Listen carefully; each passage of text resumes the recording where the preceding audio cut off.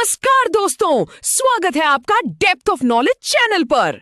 आज हम लेकर आए हैं topic wise polity PYQ series part 4, जिसमें 80 बेहद महत्वपूर्ण प्रीवियस ईयर क्वेश्चंस शामिल हैं। आज के इस पार्ट में हम कवर करेंगे प्रस्तावना यानी प्रीएम्बल, संघ एवं राज्य क्षेत्र, नागरिकता यानी सिटीजनशिप। ये सभी प्रश्न UPSC, SSC CGL, CHSL, CPO, railway, CET, state PCS और लगभग सभी प्रतियोगी परीक्षाओं के लिए बेहद महत्वपूर्ण हैं। हर प्रश्न के साथ आपको मिलेगा सही उत्तर, आसान ट्रिक, शॉर्ट लेकिन एग्जाम ओरिएंटेड एक्सप्लेनेशन। इसलिए वीडियो को अंत तक जरूर देखें, क्योंकि एक भी प्रश्न आपकी परीक्षा में काम आ सकता है। अगर आपको हमारी मेहनत पसंद आई तो वीडियो को लाइक, अपने दोस्तों के साथ शेयर और डेप्थ ऑफ नॉलेज चैनल को सब्सक्राइब करना बिल्कुल न भूले। तो चलिए बिना किसी देरी के शुरू करते हैं topic wise polity PYQ series part 4। प्रश्न 1, संविधान के प्रारंभ पर नागरिकता का प्रावधान किस अनुच्छेद में है? उत्तर अनुच्छेद 5। एक्सप्लेनेशन। दोस्तों, इस प्रश्न को हमेशा याद रखिए। अनुच्छेद 5 ये बताता है कि 26 जनवरी 1950 यानी जिस दिन हमारा संविधान लागू हुआ, उस समय कौन कौन भारत का नागरिक माना जाएगा। अगर परीक्षा में पूछा जाए कि संविधान लागू होने के समय नागरिकता किस अनुच्छेद में दी गई है, तो बिना सोचे अनुच्छेद 5 टिक कर दीजिए। प्रश्न 2, पाकिस्तान से भारत को प्रव्रजन करने वाले कुछ व्यक्तियों के नागरिकता के अधिकार का प्रावधान किस अनुच्छेद में है? उत्तर अनुच्छेद 6। एक्सप्लेनेशन। देश के विभाजन के बाद बहुत से लोग पाकिस्तान से भारत आए। ऐसे लोगों की नागरिकता से संबंधित प्रावधान अनुच्छेद 6 में किया गया है। परीक्षा में अगर पाकिस्तान से भारत आए प्रवासियों की बात हो तो तुरंत अनुच्छेद 6 याद आना चाहिए। प्रश्न 3, भारतीय नागरिकता अधिनियम 1955 में अब तक कुल कितनी बार संशोधन किया जा चुका है? उत्तर 6 बार।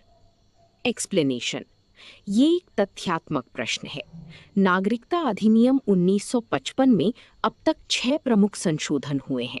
ये संशोधन 1986, 1992, 2003, 2005, 2015 और 2019 में किए गए।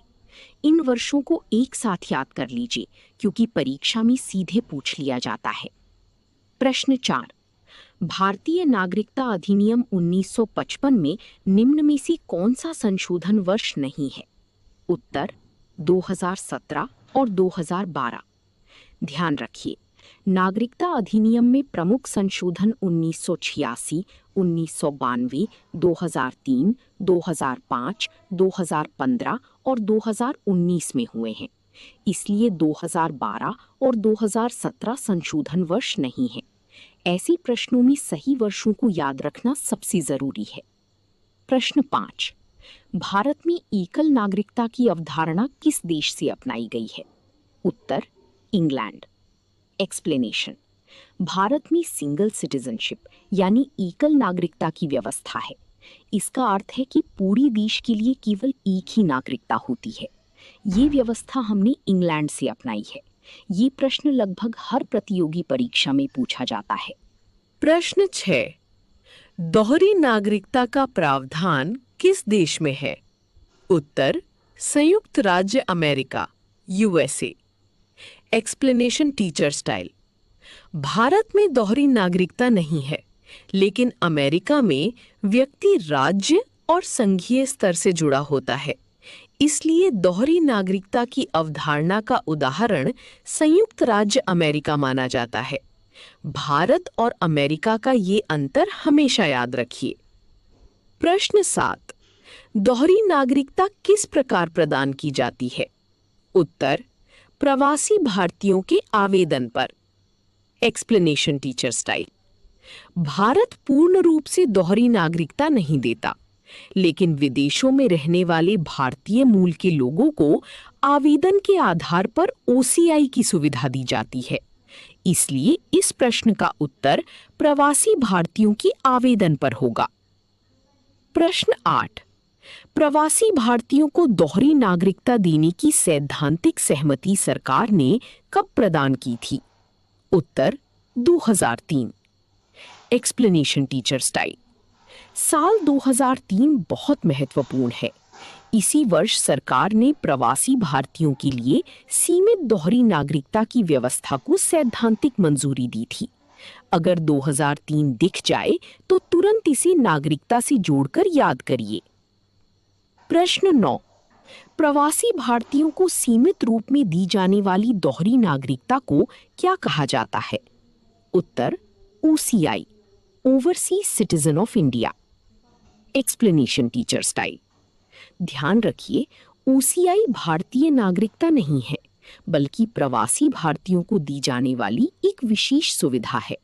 परीक्षा में अक्सर ओसीआई, पीआईओ और एनआरआई में भ्रम पैदा किया जाता है, इसलिए ओसीआई को अच्छी तरह याद रखें। प्रश्न 10। संसद को नागरिकता के अर्जन तथा समाप्ति के संबंध में विधि बनाने की शक्ति किस अनुच्छेद में दी गई है? उत्तर अनुच्छेद 11। Explanation teacher style. ये बहुत महत्वपूर्ण अनुच्छेद है। अनुच्छेद 11 संसद को ये शक्ति देता है कि वो नागरिकता की अर्जन, समाप्ति और उससे जुड़ी सभी विषयों पर कानून बना सके। इसी शक्ति के आधार पर नागरिकता अधिनियम 1955 बनाया गया। 11। संसद किसी व्यक्ति को उसकी नागरिकता से वंचित करने के लिए किस अनुच्छेद के तहत कानून बना सकती है? उत्तर सी, अनुच्छेद 11। संक्षिप्त व्याख्या। अनुच्छेद 11 संसद को नागरिकता के अर्जन, समाप्ति या वंचित करने के संबंध में कानून बनाने का पूर्ण अधिकार देता है। 12। नागरिकता अधिनियम 1955 के तहत भारतीय नागरिकता कितने प्रकार से प्राप्त की जा सकती है? उत्तर सी, 5। संक्षिप्त व्याख्या। नागरिकता 5 तरीकों से मिलती है: जन्म, वंशानुगत, पंजीकरण, देशीकरण और क्षेत्र समाविष्टि। 13। निम्न में से कौन सा भारतीय नागरिकता प्राप्त करने का तरीका नहीं है? या उत्तर डी, चुनाव द्वारा। संक्षिप्त व्याख्या। चुनाव लड़ना या मतदान करना नागरिकता प्राप्त करने का कानूनी तरीका नहीं है। 14। विदेशी राज्य की नागरिकता स्वेच्छा से ग्रहण करने पर भारतीय नागरिकता किस अनुच्छेद के तहत स्वतः समाप्त हो जाती है? या उत्तर सी, अनुच्छेद 9। संक्षिप्त व्याख्या। अनुच्छेद 9 के अनुसार किसी विदेशी राज्य की नागरिकता लेते ही भारतीय नागरिकता स्वतः समाप्त हो जाती है। 15। क्षेत्र समाविष्ट द्वारा नागरिकता प्राप्त करना किस अधिनियम के अंतर्गत मान्य है? या उत्तर ए, नागरिकता अधिनियम 1955। संक्षिप्त व्याख्या। भारत द्वारा किसी नए क्षेत्र को शामिल करने पर नागरिकता अधिनियम 1955 के तहत वहां के लोगों को नागरिकता दी जाती है। 16। प्रवासी भारतीयों को दोहरी नागरिकता देने की सिफारिश किस समिति ने की थी? उत्तर बी, लक्ष्मीमल सिंघवी समिति। संक्षिप्त व्याख्या। एलएम सिंघवी समिति की सिफारिशों पर वर्ष 2003 में ओसीआई योजना शुरू की गई थी। 17। नागरिकता के अर्जन हेतु शर्तों को निर्धारित करने के लिए कौन सक्षम है? उत्तर सी, संसद। संक्षिप्त व्याख्या। संविधान का अनुच्छेद 11 नागरिकता की योग्यता और शर्तों को तय करने का अधिकार केवल संसद को देता है। 18। प्रवासी के रूप में रहने वाले विदेशी व्यक्ति को भारतीय नागरिकता प्राप्त करने के लिए कितने वर्षों का निवास आवश्यक है? 16। उत्तर डी, 12 वर्ष। संक्षिप्त व्याख्या। देशीकरण द्वारा नागरिकता के लिए विदेशी नागरिक का आवेदन करने से पहले कुल 12 वर्षों का निवास आवश्यक है। 19। अनुच्छेद 5, 6 एवं 8 के अधीन आने वाला व्यक्ति भारत का नागरिक नहीं रहेगा यदि वह उत्तर बी, विदेशी राज्य की नागरिकता स्वेच्छा से ग्रहण कर ले। संक्षिप्त व्याख्या। किसी अन्य देश की नागरिकता लेते ही भारत की नागरिकता समाप्त हो जाती है। 20. भारत से पाकिस्तान प्रव्रजन करने वाली व्यक्तियों की नागरिकता का प्रावधान किस अनुच्छेद में है? उत्तर सी, अनुच्छेद 7। संक्षिप्त व्याख्या: अनुच्छेद 7 उन लोगों से संबंधित है जो 1 मार्च 1947 के बाद पाकिस्तान गए लेकिन बाद में भारत लौट आए। 21 भारतीय मूल के विदेशों में रहने वाले व्यक्तियों की नागरिकता का प्रावधान किस अनुच्छेद में है? उत्तर सी, अनुच्छेद 8। संक्षिप्त व्याख्या: अनुच्छेद 8 भारत के बाहर रहने वाले भारतीय मूल के व्यक्तियों को पंजीकरण द्वारा नागरिकता का अधिकार देता है। 22 अधिवास द्वारा नागरिकता का प्रावधान किस अनुच्छेद में है? उत्तर ए, अनुच्छेद 5। संक्षिप्त व्याख्या: अनुच्छेद 5 के अनुसार संविधान लागू होने के समय भारत भाग। संक्षिप्त व्याख्या: भारतीय संविधान का भाग 2 नागरिकता से संबंधित है। 24 नागरिकता का प्रावधान संविधान के किन अनुच्छेदों में है? उत्तर बी, अनुच्छेद 5 से 11। संक्षिप्त व्याख्या: संविधान के भाग 2 के अंतर्गत अनुच्छेद 5 से 11 तक नागरिकता का वर्णन है। 25 नागरिकता किस सूची का विषय है? उत्तर सी, संघ सूची। संक्षिप्त व्याख्या: नागरिकता केंद्र सरकार का विषय है, इसलिए यह संघ सूची में आता है। 26 भारतीय संविधान में किस प्रकार की नागरिकता का प्रावधान है? उत्तर बी, एकल नागरिकता। संक्षिप्त व्याख्या: भारत में केवल एक ही नागरिकता मिलती है, राज्यों के लिए अलग नागरिकता नहीं होती। 27 आंध्र प्रदेश सरकार के 2020 के अधिनियम के अनुसार कितनी राजधानियों का प्रावधान किया गया था? उत्तर सी, 3। संक्षिप्त व्याख्या: अमरावती विधायी, विशाखापट्टनम कार्यकारी और कुर्नूल न्यायिक राजधानी तय की गई थी। 28 क्षेत्रीय परिषदों की स्थापना किस अधिनियम के तहत की गई? उत्तर बी, राज्य पुनर्गठन अधिनियम 1956। संक्षिप्त व्याख्या: क्षेत्रीय परिषदें राज्य पुनर्गठन अधिनियम 1956 के तहत स्थापित वैधानिक निकाय हैं। 29 वर्तमान में भारत में क्षेत्रीय परिषदों की संख्या कितनी है? उत्तर बी, 5। संक्षिप्त व्याख्या: कुल 5 क्षेत्रीय परिषदें हैं: उत्तरी, पूर्वी, पश्चिमी, दक्षिणी और मध्य क्षेत्रीय परिषद। 30 क्षेत्रीय परिषदों का गठन कौन करता है? उत्तर बी, राष्ट्रपति। संक्षिप्त व्याख्या: राष्ट्रपति द्वारा क्षेत्रीय परिषदों का गठन किया जाता है और गृह मंत्री इनके अध्यक्ष होते हैं। 31 क्षेत्रीय परिषद किस प्रकार का निकाय है? उत्तर सी, परामर्शदात्री।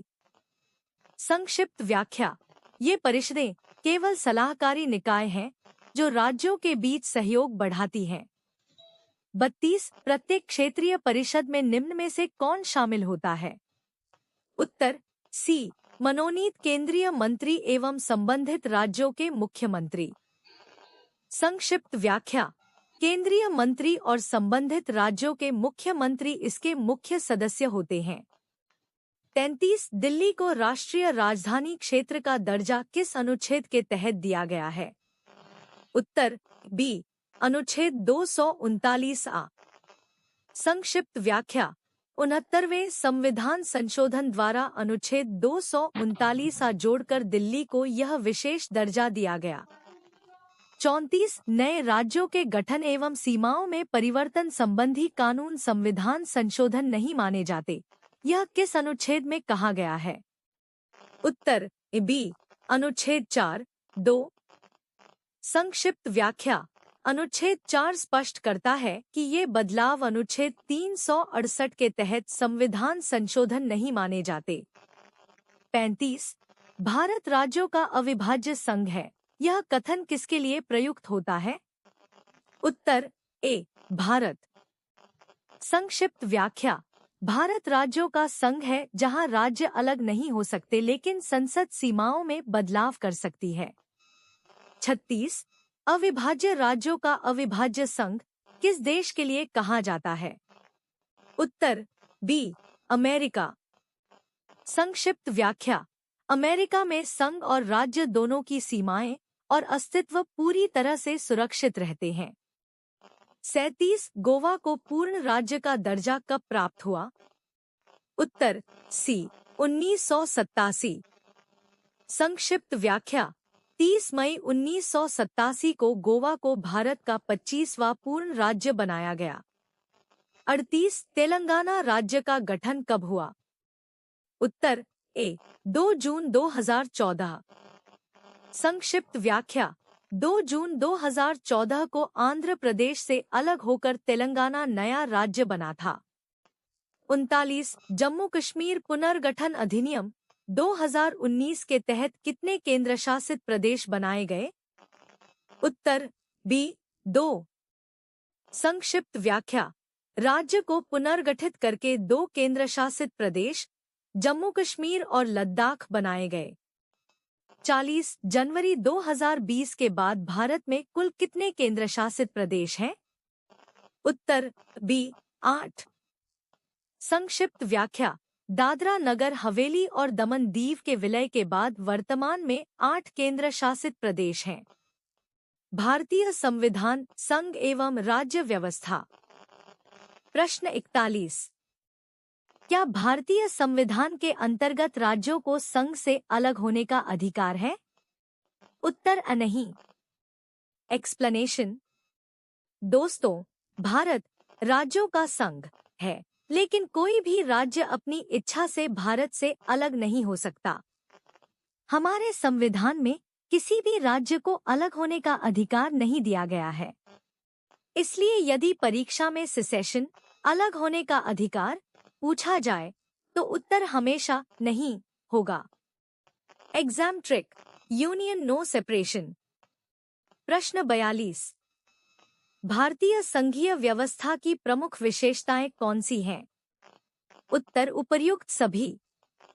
एक्सप्लेनेशन।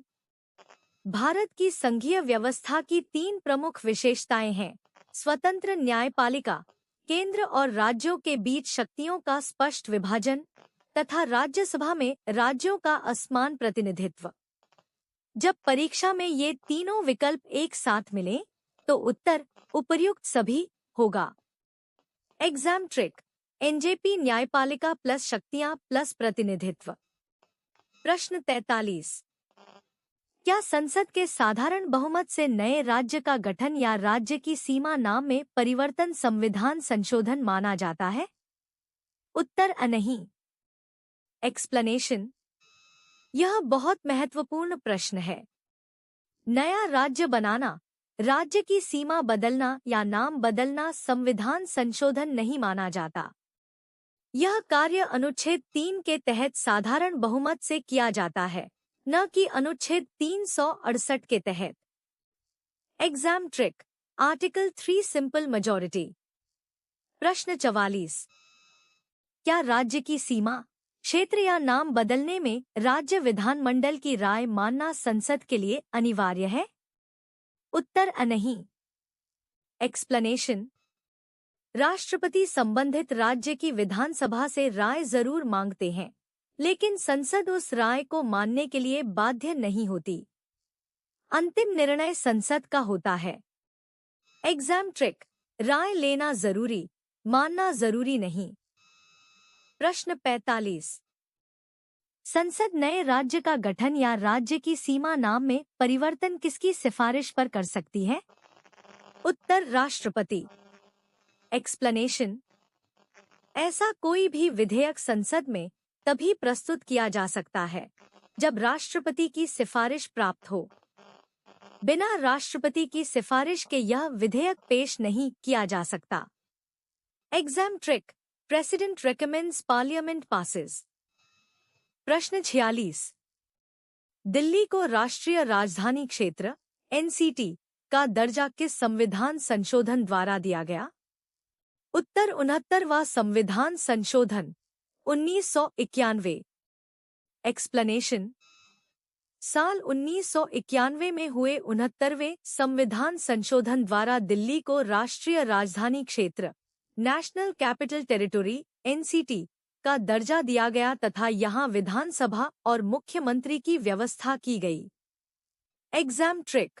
69 दिल्ली NCT। प्रश्न 47। भारत द्वारा अर्जित राज्य क्षेत्र को संघ में नए राज्य के रूप में गठित करने का प्रावधान किस अनुच्छेद में है? उत्तर अनुच्छेद 2। एक्सप्लेनेशन। अनुच्छेद 2 संसद को यह शक्ति देता है कि वह भारत द्वारा अर्जित किसी नए क्षेत्र को भारत में शामिल कर नया राज्य बना सके। ध्यान रखें, अनुच्छेद 2 नए राज्य का प्रवेश, जबकि अनुच्छेद 3 पुराने राज्यों में परिवर्तन। Exam trick. 2 entry 3 change. प्रश्न 48। संघ राज्य क्षेत्रों का प्रशासन किसके द्वारा किया जाता है? उत्तर राष्ट्रपति अथवा उसके द्वारा नियुक्त प्रशासक। एक्सप्लेनेशन। संघ राज्य क्षेत्र (UT) सीधे केंद्र सरकार के अधीन होते हैं। इनके प्रशासन की जिम्मेदारी राष्ट्रपति की होती है, जो अपने प्रतिनिधि के रूप में उपराज्यपाल या प्रशासक नियुक्त करते हैं। Exam trick. UT president plus administrator. प्रश्न 49। अनुच्छेद 3 के अंतर्गत संसद कौन कौन से कार्य कर सकती है? उत्तर उपर्युक्त सभी। एक्सप्लेनेशन। अनुच्छेद 3 संसद को नया राज्य बनाने, किसी राज्य का क्षेत्र बढ़ाने या घटाने, उसकी सीमा बदलने तथा नाम बदलने की शक्ति देता है। इसलिए यदि ये सभी विकल्प दिए हों, तो सही उत्तर उपर्युक्त सभी होगा। Exam trick. Article 3 create plus increase plus decrease plus rename. प्रश्न 50। भारत में नया राज्य बनाने के लिए किस प्रकार का बहुमत आवश्यक है? उत्तर साधारण बहुमत।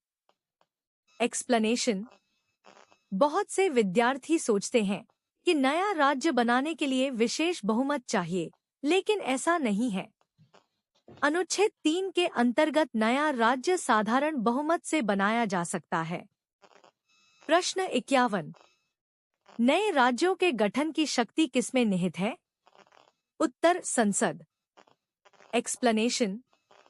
दोस्तों, नया राज्य बनाने का अधिकार किसी राज्य सरकार, राज्यपाल या राष्ट्रपति के पास नहीं होता। यह शक्ति केवल संसद के पास है। संसद अनुच्छेद 2 और 3 के तहत नए राज्यों का गठन कर सकती है। Exam trick. New state parliament power. प्रश्न 52।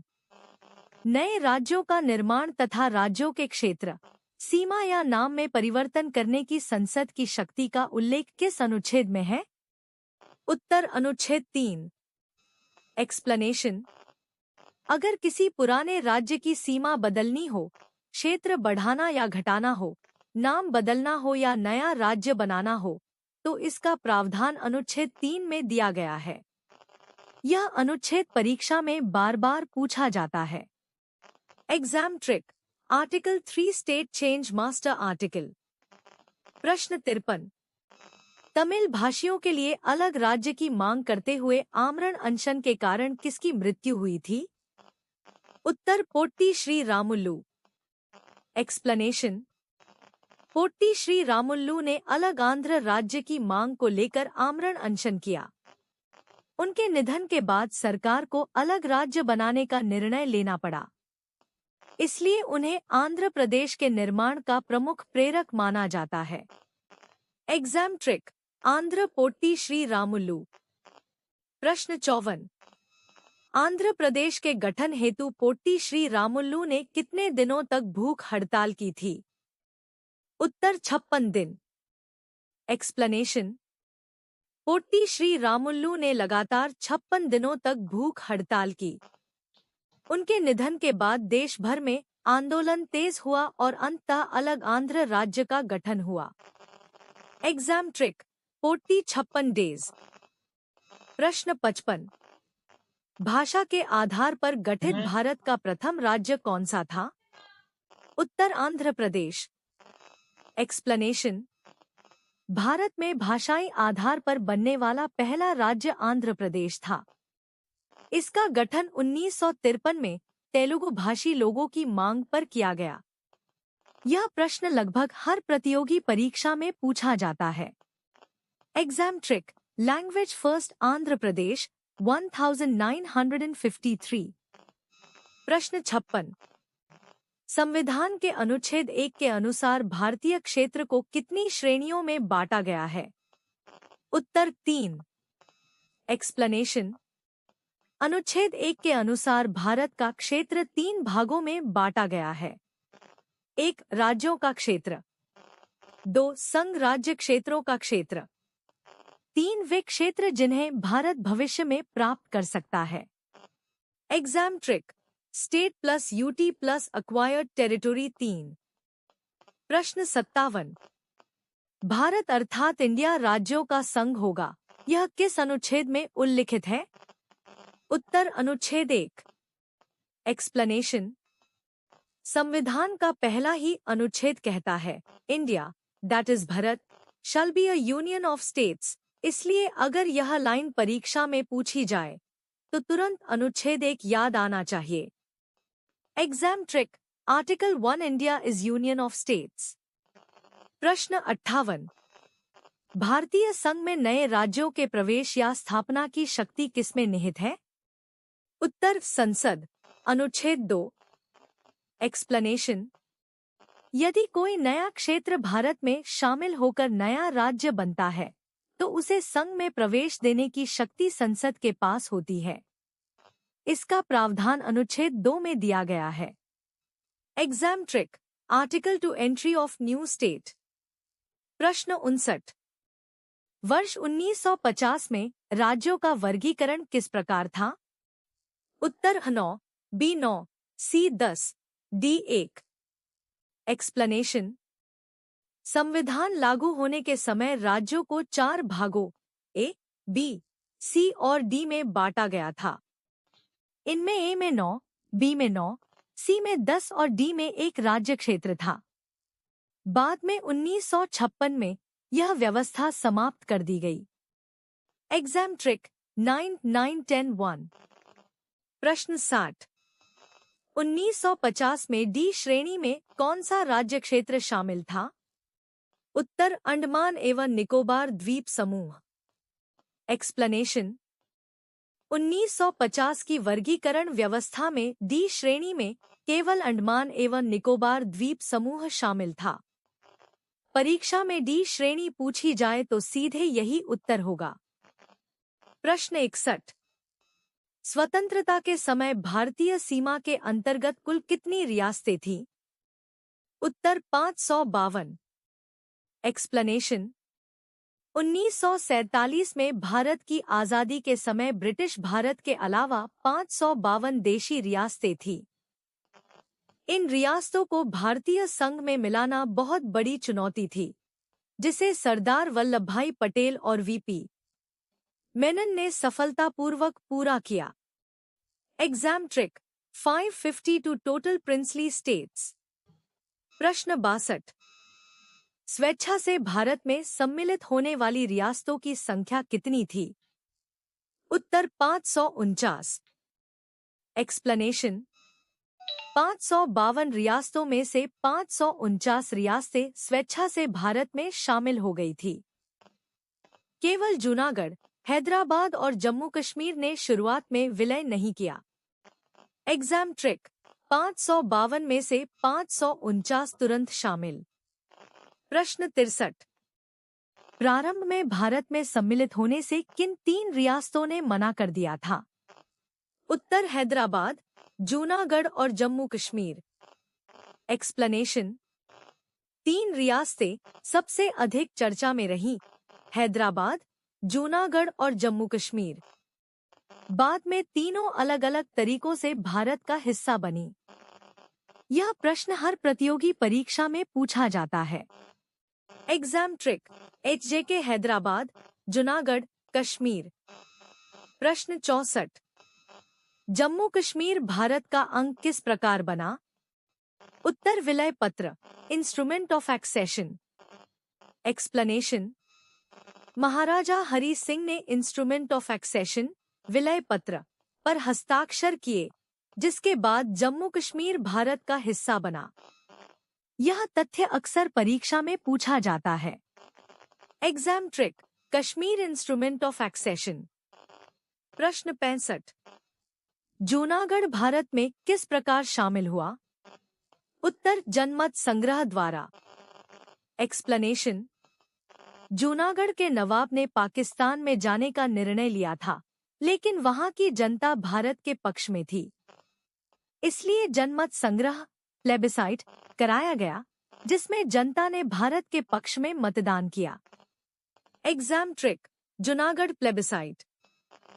प्रश्न 66, हैदराबाद भारत में किस प्रकार शामिल हुआ? उत्तर, पुलिस कार्रवाई ऑपरेशन पोलो। एक्सप्लेनेशन। हैदराबाद के निजाम ने भारत में विलय से इनकार कर दिया था। इसके बाद भारत सरकार ने ऑपरेशन पोलो नामक पुलिस कार्रवाई की और हैदराबाद का भारत में विलय कराया। एग्जाम ट्रिक, हैदराबाद ऑपरेशन पोलो। प्रश्न 67, संविधान की प्रस्तावना में वर्णित मौलिक शब्दों का सही क्रम क्या है? उत्तर, संपूर्ण प्रभुत्व संपन्न, समाजवादी, पंथनिरपेक्ष, लोकतंत्रात्मक, गणतंत्र। एक्सप्लेनेशन। प्रस्तावना की शुरुआत हम भारत के लोग से होती है और भारत को संपूर्ण प्रभुत्व संपन्न, समाजवादी, पंथनिरपेक्ष, लोकतंत्रात्मक गणराज्य घोषित करती है। यही सही क्रम परीक्षा में पूछा जाता है। एग्जाम ट्रिक, SSSDG, संप्रभु, समाजवादी, पंथनिरपेक्ष, लोकतंत्रात्मक गणराज्य।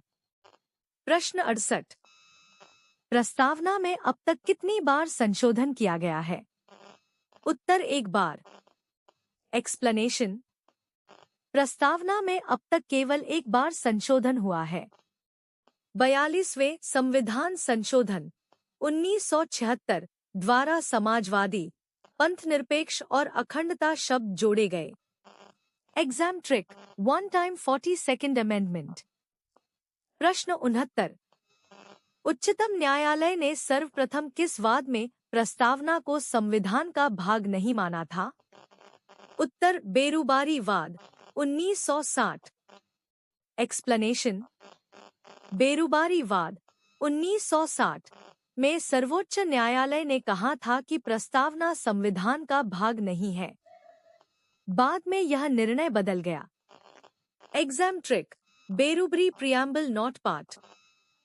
प्रश्न 70, किस वाद में प्रस्तावना को संविधान का भाग माना गया? उत्तर, केशवानंद भारती बनाम केरल राज्य 1973। Explanation.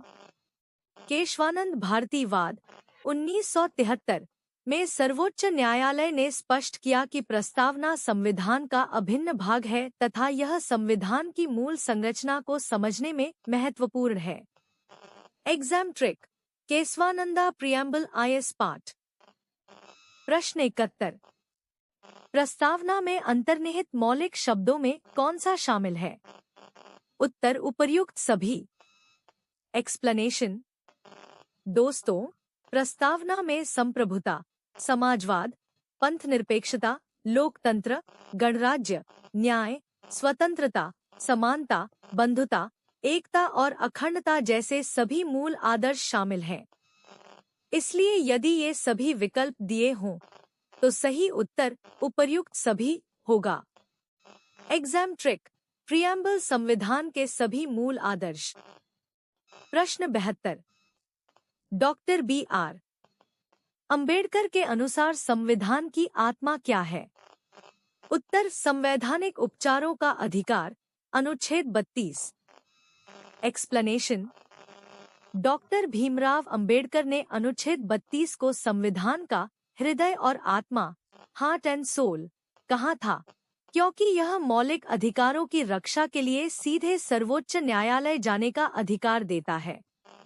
Exam trick, heart soul article 32। प्रश्न 73, उद्देशिका हमारे सपनों और विचारों का प्रतिनिधित्व करती है, यह कथन किसका है? उत्तर सर अल्लादी कृष्णा स्वामी अय्यर। एक्सप्लेनेशन। सर अल्लादी कृष्णा स्वामी अय्यर का मानना था कि प्रस्तावना संविधान निर्माताओं के सपनों और आदर्शों का प्रतिबिंब है। यह कथन कई बार परीक्षाओं में पूछा जाता है। Exam trick, dreams ideas Alladi. प्रश्न 74। भारतीय संविधान में प्रस्तावना का विचार किस देश के संविधान से लिया गया है? उत्तर अमेरिका। एक्सप्लेनेशन। भारतीय संविधान की प्रस्तावना प्रियम्बल की प्रेरणा अमेरिकी संविधान से ली गई है। इसलिए यदि प्रश्न केवल प्रस्तावना के स्रोत का हो तो उत्तर हमेशा अमेरिका होगा। Exam trick, preamble USA. प्रश्न 75। प्रस्तावना में स्वतंत्रता, समानता और बंधुत्व के आदर्श किससे लिए गए हैं? उत्तर फ्रांसीसी क्रांति। एक्सप्लेनेशन। लिबर्टी, इक्वालिटी और फ्रैटर्निटी अर्थात स्वतंत्रता, समानता और बंधुत्व के आदर्श फ्रांसीसी क्रांति की देन है। यह प्रतियोगी परीक्षाओं का सबसे प्रसिद्ध प्रश्न है। Exam trick, LEF French revolution. प्रश्न 76। संविधान की उद्देशिका, प्रस्तावना को क्या कहा जाता है? उत्तर संविधान की कुंजी। एक्सप्लेनेशन। प्रस्तावना को संविधान की कुंजी की कहा जाता है क्योंकि इसके माध्यम से संविधान के उद्देश्य और मूल भावना को समझा जा सकता है। एग्जाम ट्रिक, प्रियम्बल की ऑफ कॉन्स्टिट्यूशन। प्रश्न 77। संविधान की आत्मा किसे कहा जाता है? उत्तर प्रस्तावना, उद्देशिका। एक्सप्लेनेशन। जब सामान्य रूप से पूछा जाए कि संविधान की आत्मा क्या है तो उत्तर प्रस्तावना होगा। लेकिन यदि प्रश्न में डॉक्टर अंबेडकर के अनुसार पूछा जाए तो उत्तर अनुच्छेद 32 होगा। दोनों में अंतर जरूर याद रखें। Exam trick, general preamble, Ambedkar article 32। प्रश्न 78। भारतीय संविधान की प्रस्तावना नागरिकों को कौन कौन से आदर्श सुनिश्चित करती है? उत्तर उपर्युक्त सभी। एक्सप्लेनेशन। प्रस्तावना प्रत्येक नागरिक को सामाजिक, आर्थिक और राजनीतिक न्याय, विचार एवं अभिव्यक्ति की स्वतंत्रता, समान अवसर तथा बंधुता का आदर्श प्रदान करती है। इसलिए सही उत्तर उपर्युक्त सभी है। Exam trick, justice plus liberty plus equality plus fraternity. प्रश्न 79। उद्देश्य प्रस्ताव को संविधान सभा द्वारा कब स्वीकार किया गया था? उत्तर 22 जनवरी 1947। एक्सप्लेनेशन। उद्देश्य प्रस्ताव जवाहरलाल नेहरू द्वारा प्रस्तुत किया गया था और इसे 22 जनवरी 1947 को संविधान सभा ने स्वीकार किया। इसी प्रस्ताव के आधार पर आगे चलकर प्रस्तावना तैयार की गई।